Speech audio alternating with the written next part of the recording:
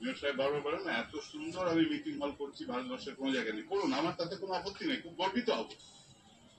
আমি ফুলফিল না করে যদি খুব ভালো একটা বড় বাড়িতে বসে থাকি, সেটা কি আমাদের কারোর কাছে খুব সুখের হবে? সেই জন্য আমি বলছি যে ওই আমরা যদি সব, আমাদের এত টাকা নেই যে সব কিছু আগে দিয়ে তারপরে আপনার কাছে ইনভেস্ট করে টাকা নেব, এটা আমাদের অত সম্ভব না। জোর দেওয়ার জন্য আমি বলছি, বেশি বললে অধৈর্য হলে তো মুশকিল হবে। আমি যখন বলবো তোমরা বাধা দাও, এইটা আপনি বলবেন না। এই যে আপনি বলেন যে সবাই শুনছে, শুনছে ভালো লাগছে বলে শুনছে। মেয়র সাহেব আমি বলছি ওদের ভালো লাগছে, ওদের ভালো লাগছে বলেই তো শুনছে। ঠিক আছে, আমি প্রথমেই বলি আপনি চেয়ারম্যান সাহেব, চিকিৎসা তারপর শিক্ষা, তাহলে প্রায়োরিটি ঠিক করতে হবে আপনাদের। হ্যাঁ, কোনো দরকার আছে আমাকে? আমার ওয়ার্ডে কেন এই ধরনের কাজ হচ্ছে? তাহলে আমি কি দোষ করছি? না আমার এটা দোষ যে আমি দিলীপ বর্মন? কোনটাতে বলবেন তো আপনারা? চেয়ারম্যানের উপরে তো কথা বলা যায় না। হ্যাঁ, আরে চেয়ারম্যান তোমার ওয়ার্ডে তুমি যে সামলা, আমার ওয়ার্ড থেকে আমাকে বুঝতে দাও। তোমার ওয়ার্ড তুমি সামলাও। হ্যাঁ, কোনো দরকার আছে আমাকে? আমার ওয়ার্ডে কেন এই ধরনের কাজ হচ্ছে? তাহলে আমি কি দোষ করছি? না আমার এটা দোষ যে আমি দিলীপ বর্মন?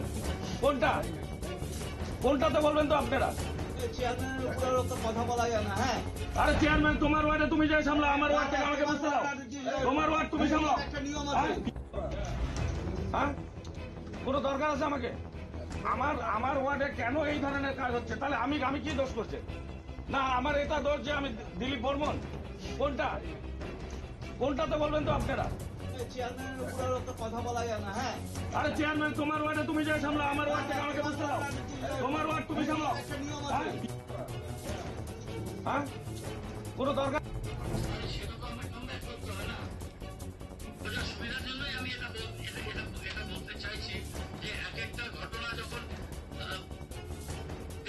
আসবে তাহলে সেই স্পেসিফিক সেটাকে আনার করলে সেটা কি অ্যাকসেপ্টেড হয়ে যায়। মানে সেটা তো আমাকে কমব্যাক করতে হবে না। ওটা সুবিধার জন্যই আমি এটা বলতে চাইছি যে এক একটা ঘটনা যখন স্পেসিফিক আসবে তাহলে সেই স্পেসিফিক সেটাকে আনার করলে সেটা কি অ্যাকসেপ্টেড হয়ে যায়। মানে সেটা তো আমাকে কমব্যাক করতে হবে না। ওটা সুবিধার জন্যই আমি এটা বলতে চাই।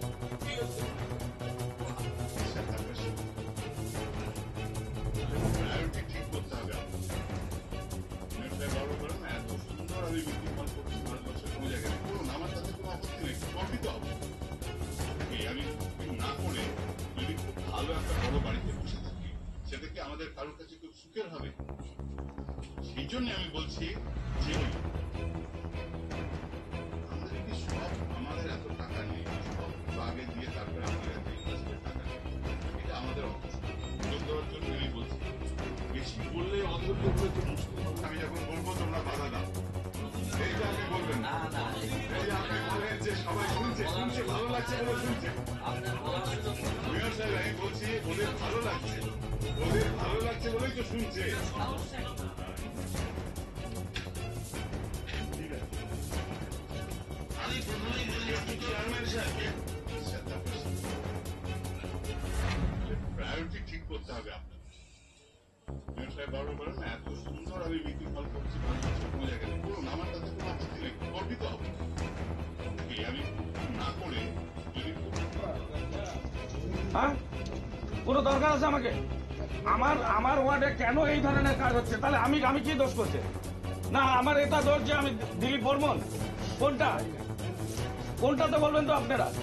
চেয়ারম্যানের উপরে তো কথা বলা যায় না। হ্যাঁ, আরে চেয়ারম্যান তোমার ওয়ার্ডে তুমি যে সামলা, আমার ওয়ার্ড থেকে আমাকে বুঝতে দাও। তোমার ওয়ার্ড তুমি সামলাও। হ্যাঁ, কোনো দরকার আছে আমাকে?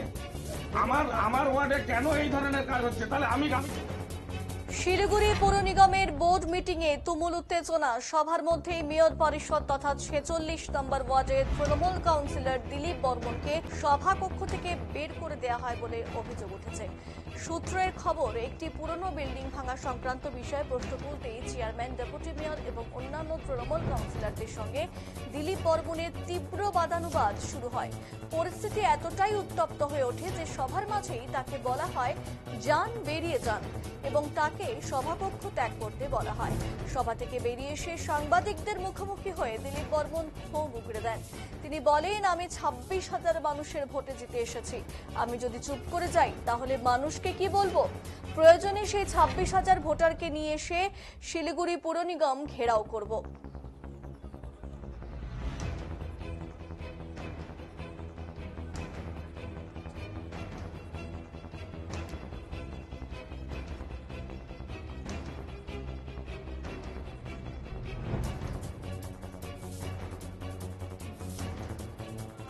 ঘটনা নিয়ে মুখ খুলতে অনিচ্ছুক শিলিগুড়ির মেয়র গৌতম দেব। তিনি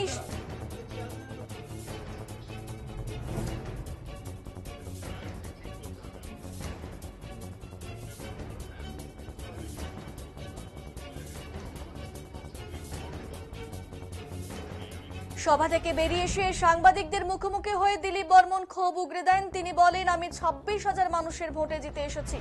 আমি যদি চুপ করে যাই তাহলে মানুষকে কি বলবো? প্রয়োজনে সেই 26,000 ভোটারকে নিয়ে এসে শিলিগুড়ি পুর নিগম ঘেরাও করব।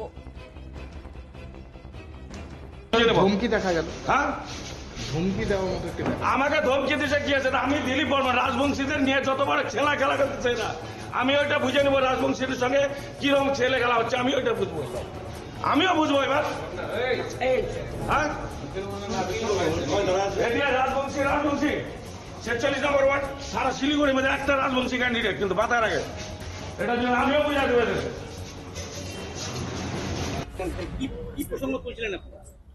ব্যাপারটা হচ্ছিল, আমার একটা প্রশ্ন ছিল, বিগত 22 সাল থেকে আমি যখন বোর্ডে আসি, তারপরে রামশাখা সর্দারের একটা খাটাল নিয়ে অভিযোগ ছিল এবং সেই এলাকার লোক আমাকে কমপ্লেন করে এবং লিখিত কমপ্লেন করাতে আমি কর্পোরেশনকে দায়িত্ব দিই যে খাটালটা উঠানোর জন্য। তো আপনারা ভাবতে পারেন যে রামশাখা সর্দার একটা হিন্দিভাষী লোক, আর খাটালের চারদিকে যারা থাকে তারা যদি বাংলাভাষী হতো একটা আলাদা কথা ছিল, যে বাঙালিরা চাপ দিয়ে তাকে উঠাচ্ছে। কিন্তু সেখানে একটা জিনিস, যে চার দিয়ে হচ্ছে সব হিন্দি ভাষাভাষী মানুষের বসবাস। এই খাটাল নিয়ে অনেকবার মিডিয়া করা হয়েছে, অনেক কিছু করা হয়েছে, এতটা মাস চলে গেল। আপনার আজকে এটা 25, খালি একটা কথাই বলে যাচ্ছে মেয়র সাহেব যে খাটালটা উঠবে, তোমাকে টেনশন নিতে হবে না, আমরা উঠাবো। কিন্তু সেই এলাকার মানুষ যখন আমাকে এসে গালাগালি করছে, এর ড্রাইভারটা কে নেবে? আমি তো এই ড্রাইভার নেব না। কিন্তু যখনই খাটালের ব্যাপারে বলা হয়, ওনারা খালি এড়িয়ে যাচ্ছে। মাঝে একটা ওনারা বললো যে গত মাসে 15 তারিখের মধ্যে খাটালটা উঠানোর কথা ছিল, এবং সেখানে আমাকে বললো যে ওরা এক জায়গায় খাটাল বানাচ্ছে, আমরা খাটালটা সরিয়ে নিচ্ছি, তুমি চিন্তা করো, কটা দিন টাইম দাও। ঠিক আছে, ভালো কথা। এইভাবে টাইম দিতে দিতে লাস্টে কি হলো, দেখা গেল সেই খাটালের মালিককে এরাই বলে, বা আমাদের এমআইসিরাই, তারাই তাকে মদত করছে যে খাটাল না উঠানোর জন্য, এবং তাকে মদত করে হাইকোর্টে কেস করানো হয়েছে। হাইকোর্টে কর্পোরেশনের নামে কেস করানো হয়েছে। এখন হাইকোর্টের অর্ডার ছাড়া তো খাটাল ভাঙবে না। কিন্তু মাঝখানে যারা মিডিল ম্যান আছে, এই যে কর্পোরেশনে আমাদের দলের যারা মিডিল ম্যান, এরা কেন খাটালটা না উঠাতে দেওয়ার কারণটা কি? বিশেষ করে আশকারা দিয়েছে আমাদের ডেপুটি মেয়র রানা সরকার। এ হচ্ছে সবচেয়ে বেশি, কারণ ওর খাতিরের লোক, ওর বাড়িতে যাতায়াত আছে, সবকিছু আছে, ওই করছে। এরপরে তারপরে কি হলো, এটা নিয়ে লাস্ট কেস হয়ে গেল। কেস হওয়ার পর গত সোমবার সকালবেলা আমার কাছে রিপোর্ট আসলো একটা বাড়ি পোকাইজেতে ভাঙা হয়। তো সেটার কমপ্লেনও আমি পাঠিয়েছিলাম এবং ফটো সমেত পাঠানো হয়। কর্পোরেশন থেকে গিয়ে মানুষ, যারা আমাদের ডিপার্টমেন্টের লোক আছে, তারা গিয়ে দেখে আসে। দেখে আসার পর ইন্ডিমেন্ট টাইমে গত সোমবার এটা ভাঙার অর্ডার হয়েছে এবং ভাঙতে গিয়েছিল যে স্টাফরা। তো আমি অ্যাকচুয়ালি ওইটার জন্য আমি আজকে মোশন উঠানোর কথা ছিল, কিন্তু যখন দেখলাম ভাঙতে গেছে, তাহলে আমার মোশন উঠানোর কোনো কারণ নেই। কিন্তু যখন ছাদে উঠে ওরা ফুটা করে দিয়েছে চারদিকে, এবং তারপরে এখান থেকে রানা সরকার উনি ফোন করাতে সেই ওখানে ভাঙা বন্ধ হলো, ডেপুটি মেয়র। আর ওনার কি স্বার্থ আছে যে সেই বাড়ি ভাঙলে ওনার অসুবিধাটা কোথায়? আর আমার একটা কথাই যে 46 নম্বর ওয়ার্ডের জনসাধারণ আমাকে ভোট দিয়ে জিতিয়ে নিয়ে আসছে, কিন্তু সেখানে আমার কথা চলবে না, রানা সরকার গিয়ে কথা বলবে। রানা সরকার ওই বিল্ডিং বাঁচালে ওনার কত টাকা লাভ হবে সেটা ওনাকে বলতে হবে। এবার আর্থিক লেনদেন না হলে তাহলে কেন ওগুলো করতে যাচ্ছে? আমার ওয়ার্ডে আমি বুঝবো না কোথায় ভোট বাড়াতে হবে, কোথায় কমবে না কমবে আমি জানবো তো সেটা। আমি 6000 ভোটে লিড করেছি, কিন্তু ওনাদের মতো যে 2000-3000 ভোটারের মাঝে দাঁড় করে আমি জিতে আসিনি কিন্তু। আর আমি কিন্তু পুরানা কোনো কাউন্সিলর না, নতুন কাউন্সিলর। আর আজকে আমার কথা মতো ওখানে চলবে না, কিন্তু আমার একটাই সন্দেহ হচ্ছে, প্রথম দিন থেকে দেখে আসছে যখনই আমি কোনো কথা বলি এরা আমাকে চুপ করার ব্যবস্থা করে। আমি আজকে আমাকে রানা সরকার ধমকি দিয়ে বলে বের করে দেন রানাকে, যেহেতু আমি এই কথাগুলো তুলছি যে এটা কে করছে, খাটাল এবং বিল্ডিং ভাঙা নিয়ে বেআইনি নির্মাণ ভাঙাটা বন্ধ কে করলো, যার জন্য আমাকে ধমকি টমকি দেওয়া হলো। আমি রাগের চোটে বের হয়ে আসছি, সেটা রানা সরকার। মেয়রও রেগে গেলেন যে তুমি বের হয়ে যাও, তো মেয়রও বলছে যে বের হয়ে যাও, রানাও বলছে, দুজন মিলে চড়ে চড়ে মাস্তাতো ভাই। তো মাস্তাতো ভাই যদি না হয় তাহলে ভাঙা বন্ধ করলো না কেন? আজকে থেকে আমিও এটা বলছি, যদি অন্য জায়গায় কোনো বিল্ডিং ভাঙতে যায় তাহলে আমিও বলে দেখবো যে ওটা ভাঙা চলবে না, এটাই চলবে। টাকার খেলা ছাড়া কি হবে? তাহলে আমার কথাটা হচ্ছে যে আমার কোন লোক না আমাদের বিরোধিতা করে তার সঙ্গে কিসের খাতে সেটা বলুন না। কাউন্সিলর তার কাছে বড় নাকি এলাকা সেই 46 নম্বর ওয়ার্ডের সেই লোকটা বড়? দলকে তো যা জানানো হয়েছে, এর আগে আমার নামে অনেক কমপ্লেন করেছে সিএম এর কাছে, তার জন্য রাজ্য সভাপতি আমার কাছে লোক পাঠিয়েছিল জানার জন্য। আমি তাকে যা বলার বলে দিয়েছি। আমিও তো 3 বছর ধরে অনেক চিঠি কলকাতা পাঠিয়েছি, তারও কোনো সদ উত্তর হয়নি। আমি দলে থাকবো না কেন? আমি দলে থাকবো, দলে থেকেই আমি এদেরকে দেখবো। ওরা যা 2011 সালে দল জেতার পরে 12 সাল থেকে আমি এই দলটা করি ভালো করি না খারাপ করি, জনসাধারণ বলবে। ওদের কাছ থেকে আমাকে সহমত দিতে হবে না। আমি না পারলে শোনেন, আমি এখানে চুরি পরে আসিনি। আর এখানে যারা যারা বড় বড় কথা বলে রাজবংশীর উপরে অত্যাচার হচ্ছে, আমি কিন্তু 47টা কাউন্সিলরের মধ্যে একজন, আমি দিলীপ বর্মন। আর আমি কোনো ডুপ্লিকেট কাগজ বানায় রাজবংশী হয়ে আসি না কিন্তু, এটা তাদেরকে মাথায় রাখতে লাগবে। রাজবংশীদের ভোট পাবে না এই কথা কোনো কথা না, কথাটা হচ্ছে ওনাদেরকে দেখতে চাই আমি। এই যে দুজন আমার উপরে বিরোধিতা বারবার করছে, আমি এনাদেরকে আমি দেখবো এনারা কি করতে পারে। হ্যাঁ, আমাকে তো পদ তো এনারা দেয়নি, টিকিটও এরা দেয়নি। টিকিট আমাকে কলকাতা থেকে দিয়েছে, আজকেও বলছি টিকিট আমাকে কলকাতা থেকে দিয়েছে, 3টা পদ কলকাতা দিয়েছে। এদের কোনো দায়িত্ব ছিল না এখানে, এটা আমি এদের কথা শুনতে পারি। আমি লড়াই করবো, আগেও করছি, এখনো করবো। আমার তো চ্যালেঞ্জ আছে, আমি তো চ্যালেঞ্জ করার জন্যই আসছি। ওনারা চ্যালেঞ্জ করুক না, ওনাদেরকে কয়টা লোক ভালোবাসে সেটা দেখাক। আর আমি এরিয়া বলেছি, সেই এরিয়া গুলোতে গিয়ে দেখুক যে এলাকার মানুষ আমাকে কত ভালোবাসে। সেটা ওনার দায়িত্ব, ওনাদের দায়িত্ব। ওনারা যদি দলের লোককেই যদি ঠিক রাখতে না পারে তাহলে ওই চেয়ারে বসাটাই ঠিক হয়নি ওনার। তাহলে এই যে এখন কর্পোরেশনে আপনি আসবেন, আপনার এলাকার কাজ মেয়র ডেপুটি মেয়র যদি সঙ্গে যদি আপনার সংঘাত থাকে তাহলে এলাকা হ্যাঁ, উন্নয়ন বন্ধ করে দেখুক, উন্নয়ন বন্ধ করে দেখুক। একদম 26,000 ভোটারকে এখানে এনে ঘেরাও করে দেবো আমি। আমার নাম দিলীপ বর্মন, কিন্তু বড় কোনো মিটিং হলে দিলীপ বর্মন একজন আসে, 3,000-4,000 লোক এনে জমায়েত করে। ঠিক আছে, ওটা মাথায় রাখতে লাগবে ওনাদেরকে। আপনি কি পাল্টা কোনো যাবেন? সেটা সময়ে কথা বলবে।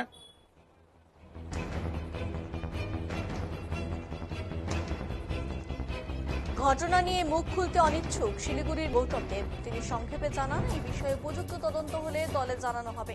দল যে সিদ্ধান্ত নেবে সেটাই মান্য হবে। সভাকক্ষে যা হয়েছে তা পুরোটাই চেয়ারম্যানের সিদ্ধান্ত, মেয়র বা ডেপুটি মেয়রের কোনো ভূমিকা নেই। পুর নিগমের এই ঘটনাকে কেন্দ্র করে সরব হয়েছে বিরোধিতা। বিজেপি কাউন্সিলর অমিত জৈন বলেন, এতদিন বিরোধীদের কণ্ঠরোধ করা হতো, এখন শাসক দলের কাউন্সিলরদের কথাও বলতে দেওয়া হচ্ছে না, কারণ সত্যিটা বেরিয়ে যাওয়ার ভয় পাচ্ছে পুর নিগম। বিষয় হচ্ছে যে এইখানে টেবলের তলায় কি চলছে শাসকরাই বুঝতে পারবে, বিরোধীদের কেউ বলে না। কিন্তু শহরে যা দেখা যাচ্ছে, একদিকে পুরোপুরি আইন শৃঙ্খলা ভেঙে যাচ্ছে, অন্যদিকে মুখ দেখে দেখে কিন্তু বেআইনি বিল্ডিং ভাঙা হচ্ছে। এই নিয়ে কিন্তু মারামারি, একদিকে ওনারই ট্রেজারি বেঞ্চের মেম্বার বলছে এরা ভাঙতে হবে, অন্যদিকে নিজে এদেরই মেয়র বলছে এটা ভাঙা যাবে না। তার বিষয় হচ্ছে যে এটা নিয়ে একটা মারামারি, এটা সাংঘাত তৈরি হয়েছে।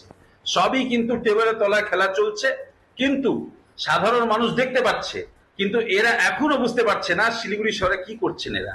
আজকে বিষয় হচ্ছে যে আজকে আমাদের বিজনেস লিস্টে আগেও কিন্তু দিলীপ বর্মনের নাম ছিল, উনি নিজের কথা রাখবেন, কিন্তু হঠাৎ চেয়ারম্যান বললেন তুমি কথা রাখতে পারবে না। বিষয় হচ্ছে কি, আজকে যদি দিলীপ বর্মন বলতো অনেক কিছু কথা ফাঁস হয়ে যেত, এই কারণে তাদের ওকে আটকানো হয়েছে। আর আমাদের বিষয় হলো আমরা প্রধান বিরোধী দল, আমরা শিলিগুড়ি সংক্রান্ত যে আইন শৃঙ্খলা নিয়ে এখানে কথা রাখতে চাচ্ছিলাম, কিন্তু আমাদের কথা রাখতে দেওয়া হয়নি। কারণ আমরা যখন কথা রাখতাম আমরা কিন্তু ইঞ্চি ইঞ্চি কথা বুঝিয়ে দিতাম শিলিগুড়িতে কিভাবে ক্রাইম বেড়েছে এবং সাধারণ মানুষ কি ভয়ের মধ্যে আছে, কিন্তু আমাদের সে কথা বলতে দেওয়া হয়নি। আজকে যে বিষয় হচ্ছে এই শাসক দল নিজেই কথা বলবেন, নিজেই উত্তর দিবেন, কিন্তু আজকে দিনে এখানে পুরাপুরি কিন্তু আমি এটা মনে করলাম যে পার্লামেন্টারি ডেমোক্রেসিতে আজকে দিনে ডেমোক্রেসি ভাঙা হয়েছে। পুরসভা আনকনস্টিটিউশনাল ভাবে চলছে, কারণ এরা যেটা মনে করছে সেটাই ঠিক, আর বাকি বিরোধীরা বললে সবটাই ভুল। এই জন্য আজকে দিনে আমরা দেখলাম এই যে নিজের দ্বন্দ্ব বাড়ছে, কিন্তু কারণ প্রচুর লোকের এরা কন্ট্রোল করে রাখতে চেয়েছে, কিন্তু এটা ঠিক না। আজকে হেলদি ডেমোক্রেসিতে যে কোনো ব্যক্তি যে নির্বাচিত হয়েছে সে নিজের কথা রাখতে পারে। আজকে দিন আপনারা নিজেই দেখলেন এদের মেম্বাররা কিন্তু কিভাবে বিরক্ত বিক্ষুব্ধ হয়ে রেখেছে, পরপর দমন করা হচ্ছে, বেশি দিনে দমনগুলো চলবে না। যেভাবে বের করে দেওয়া হলো একজন মেয়র পরিষদকে বোর্ড মিটিং হল থেকে, এটা কেমন হয়েছে? আপনি দেখবেন আজকে এরা সংখ্যাগরিষ্ঠ, একদিন এরা সংখ্যা নিম্ন হয়ে যাবে, কারণ এদেরই লোক কিন্তু এদের উপর ভরসা রাখতে পারছে না।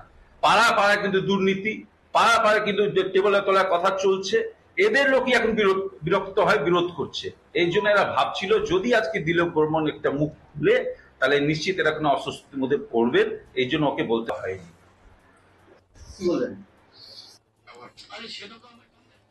বামফ্রন্ট কাউন্সিলর নুরুল ইসলামও বলেন পৌর নিগমের সর্বত্র অনিয়ম চলছে, আমরা বললে কণ্ঠরোধ করা হয়। আজ প্রমাণিত হলো শাসক দলের মধ্যে যারাই প্রশ্ন তুলছে তাদেরই মুখ বন্ধ করতে চায় প্রশাসন।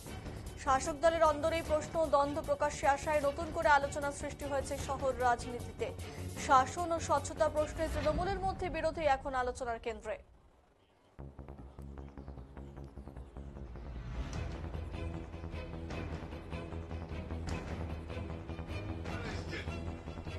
এই প্রতিশ্রুতি তো আপনাদের ছিল, যানজট সমস্যা নিরসন করবেন, ডেভেলপমেন্ট করবেন, এটা করবেন, ওটা করবেন, আপনি বারবার বাইরে বলছেন মেয়র আর ডেপুটি মেয়র চলে চলে মাস্তুতো ভাই, ওনারা বলছেন দলীয় ভুল বোঝাবুঝি পরে ঠিক হয়ে যাবে। কি বলবেন? দিলীপ বর্মন আজকে ভয়ঙ্কর অভিযোগ করেছেন যে টাকার লেনদেন হচ্ছে বিল্ডিং ভাঙার ক্ষেত্রে, কি বলবেন?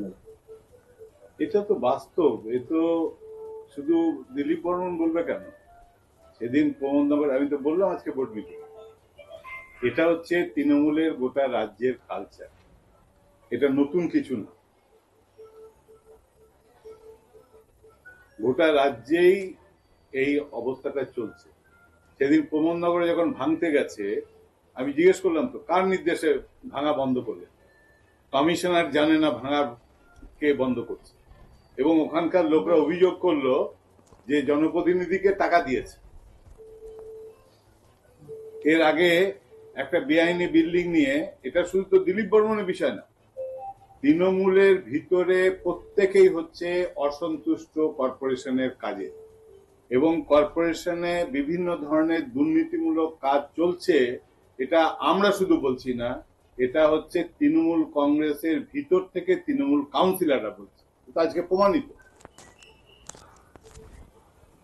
এরকম স্পেসিফিক কোন অভিযোগ আপনাদের কাছে এসছে যেখানে টাকার খেলা হয়েছে, ডেপুটি মেয়র জড়িয়ে আছে? এ তো যে মানুষের কাছ থেকে নিয়েছে সে তো বললো প্রমোদনগরে, সে তো প্রকাশ্যে মিডিয়ার সামনে বললো। দ্বিতীয় একটা বিষয় হচ্ছে, আমি আজকে দেখবেন কতগুলো স্পেসিফিক বলেছি। মেয়র যখন উত্তর দিতে পারেন না তখন সেই আগে কবে কি হয়েছে, মাসি যদি গোপ থাকতো তাহলে মেসমশাই বলতাম, উনি এইসব কথা বলে চালাচ্ছেন। কিন্তু আমি তো বললাম যে আপনি 4টে লোককে নোটিশ করেছেন, তারপরে নোটিশ করার পর পুলিশকে, আমার কাছে কাগজ আছে, পুলিশ দিয়েছেন, রিকুইশন দিয়েছেন, অথচ কোন অদৃশ্য বলে তাদেরটা ভাঙা হলো না কেন? কি কারণে? আর মেয়র হচ্ছেন খালি দেখছি দেখবো আশ্বাস দিয়ে চালিয়ে দিচ্ছে। তো মানে মেয়র পরিষদ দিলীপ বর্মনের সংস্থাপকে আপনি সমর্থন করছেন যা বলছেন উনি? দিলীপ বর্মন কি বলছে সেটা দিলীপ বর্মনের ব্যাপার, কিন্তু আমরা একটা জিনিস বুঝতে পারছি যে বেআইনি নির্মাণ গোটা শহর জুড়ে হচ্ছে, আর কর্পোরেশন অন্ধ ধৃতরাষ্ট্রের মতো দেখতে পাচ্ছেন না। গান্ধারী ধৃতরাষ্ট্র দেখছে না বলে গান্ধারী নিজের চোখে ঠুলি পড়ে বসে আছে। কোনো অজানা কারণে দেখছে না, সেটা ওরা বলতে পারবে। ওরা তো বলছে আর্থিক লেনদেন হচ্ছে। দিলীপ বর্মন বলছে আর্থিক লেনদেন, দেখুন, অমিত জৈন বলছে টেবিলের তলা দিয়ে খাম যাচ্ছে, আপনারা কি বলবেন? আমি তো বলছি দুর্নীতি হচ্ছে, দুর্নীতি ছাড়া এই জিনিস হতে পারে না, পরিষ্কার কথা। চিকিৎসা তারপর শিক্ষা, তাহলে প্রায়োরিটি ঠিক করতে হবে আপনাদের। মেয়র সাহেব বারবার বলেন না এত সুন্দর আমি